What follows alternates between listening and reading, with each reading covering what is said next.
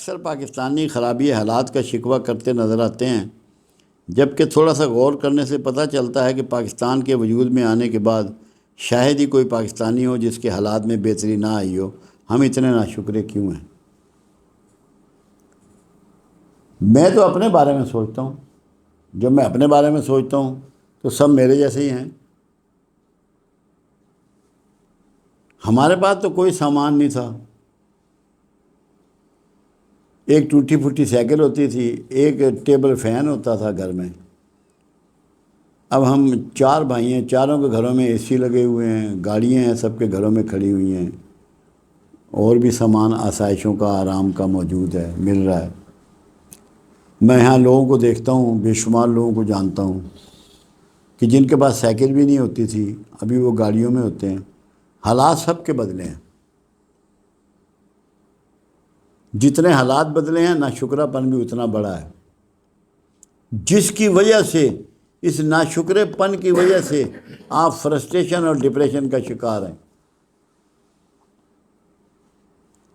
آپ مختلف قسم کے ناانصافیوں کا شکار ہیں کیونکہ آپ ناشکرے ہیں۔ اللہ کے جو سب سے بڑا جرم ہے وہ ناشکرہ پن ہے، بغاوت میں آتا ہے کہ سب کچھ آپ کو دے رہا ہے، زندگی، صحت، آسودگی، رزق، پھل، دودھ، گھی، سبزیاں، گوشت، انڈے، بہترین لباس، بہترین مکان، آسائشوں کے رہنے کے لیے، گاڑیاں استعمال کرنے کے لیے، بہترین جانور، سب کچھ۔ مگر جب آپ بات کرتے ہیں شکوے کی کرتے ہیں، یہ اللہ سے بغاوت ہے جس کی سزا آپ کو نفسیاتی طور پہ مل رہی ہے۔ قرآن حکیم میں ایک مضمون آتا ہے، اس کو قرآن کہتا ہے عذاب مہین۔ مہین کہتے ہیں اتنی باریک چیز کو جو کسی آلے کی مدد سے آپ کو نظر آئے، بہت ہی باریک، جس کو آپ محدث شیشے سے، میگنیفائنگ گلاس سے دیکھ سکیں۔ مہین، عذاب مہین، نفسیاتی طور پہ، شعوری طور پہ پوری قوم کو عذاب مہین مل رہا ہے کیونکہ سب ناشکرے ہیں۔ صبح ہوتے ہی یا موسم کا گلہ کریں گے، یا سبزی گوشت کا گلہ کریں گے، یا حکومت کا گلہ کریں گے، یا افسروں کا گلہ کریں، مطلب کوئی نہ کوئی گلہ کرنا ہے۔ اگر اس کی بجائے یہ رویہ اپنائیں، یا اللہ ہم بڑے گنہگار ہیں مگر تیرے احسانات بہت کثیر ہیں، اور کوئی بہتری کا کام انیشیٹ کر لیں دن بھر میں، کوئی ایک پتھر ہی راستے سے ہٹا دیں، آپ کے سارے حالات بدل جائیں گے، آپ کے رویے بدل جائیں گے، اللہ کی رحمت بدل جائے گی آپ پہ۔ ابھی سب بے چینی، اور بے چینی ناشکرے پن کی وجہ سے۔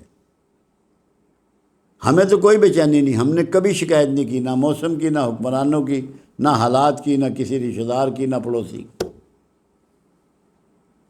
صبر سیکھیں۔ آپ رسول اللہ کی زندگی کا مطالعہ کیوں نہیں کرتے؟ میرے آقا ابھی پیٹ میں ہیں تو باپ کو اللہ نے اٹھا لیا۔ بچپن کیسے گزرا؟ پیروں میں کانٹے چبھ جاتے تھے بکریاں چگاتے ہوئے، یتیمی میں بچپن گزرا۔ کوئی ثابت کر سکتا ہے تاریخ میں کہ ایک دن میرے آقا نے شکوہ کیا ہو حالات کا؟ ایک دفعہ بھی کیا ہو پوری لائف میں؟ وہاں سے کیوں نہیں سیکھتے ہو؟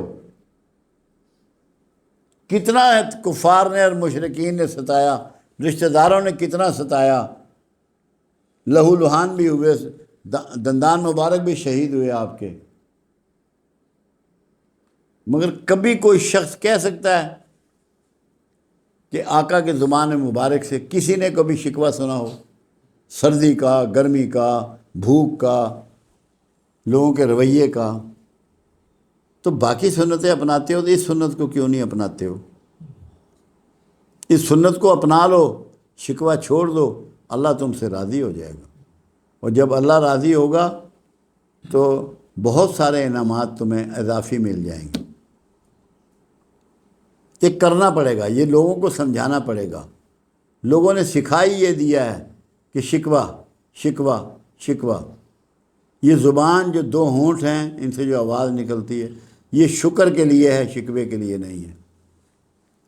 شکر سکھائیں کم از کم آپ لوگ جو ہمارے اس ڈیرے سے وابستہ ہیں اور اللہ اور اس کے حبیب سے اپنی وابستگی مضبوط کرنا چاہتے ہیں، وہ کم از کم یہ زندگی میں تہیا کر لیں، معاملہ جو بھی ہو جائے ان کی زبان پہ شکوہ نہ آئے۔ جو انسانوں کا شکوہ کرتا ہے وہی تو اللہ کا شکوہ کرتا ہے۔ بھئی جو کچھ دنیا میں کرے گا آپ کے ساتھ انسان ہی کرے گا نا، فصل بھی وہی اگائے گا اور بوئے گا، دودھ بھی جانور کا وہی دوئے گا، سبزی بھی وہی اگائے گا، بکرے کا گوشت بھی وہی کاٹ کے دے گا، کر تو بندہ رہا ہے۔ آپ نے بندے کا شکوہ نہیں کرنا، پھر آپ اللہ کا شکوہ بھی نہیں کریں گے، کسی کا شکوہ نہیں کرنا۔ اگر یہ آپ نے سیکھ لیا تو آپ کامیاب ہو گئے، اور آپ کے رویے بدل جائیں گے، اللہ کے انعامات کی بارش شروع ہو جائے گی۔